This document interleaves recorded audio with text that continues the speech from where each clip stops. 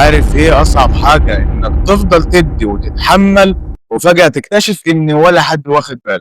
والاصعب من ده كله لما تمشي من الدنيا والكل يفتكرك ساعتها بس. السلام عليكم يا جماعة، انا حسن ودي حلقة جديدة من برنامج لحظات. لحظة نقف فيها مع نفسنا شوية ونتكلم عن كلمة كلنا محتاجينها ومش بنسمعها كتير. النهاردة هنتكلم عن التقدير. جهز قهوتك الرايقة ومشروبك المفضل وبينا نستمتع.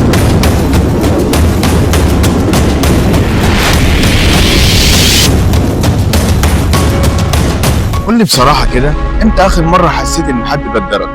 مش لازم يقعد يمدح فيك، بس يكفي كلمة شكرا ربنا يبارك لك أنا شايفك. انت آخر مرة حد شاف تعبك وانت شغال وانت ساكت وانت بتحاول تمشي الدنيا، ولا انت من الناس اللي بتشتغل وتسكت واللي حواليك واخدينك ضمان؟ تعرف كان في راجل كبير كل يوم يصحى بدري يعمل فطار ويحضر طلبات البيت ويخرج يشتغل ويرجع متأخر، ولا عمره قال تعب ولا اشتكى. ولما تعب وسكت اللي حواليه ما خدوش بالهم، ولما وقع نقل للمستشفى كل قال احنا ما كناش عارفين بيعمل كل ده. طب ليه ما حسيتوش بيه وهو لسه موجود؟ ليه بنستنى الناس تتعب علشان نحس بيهم؟ وليه التقدير دايما بيجي متأخر؟ ليه بنبخل بكلمة تقدير مش بتكلفك جنيه بس ممكن تخلي قلب حد يروح؟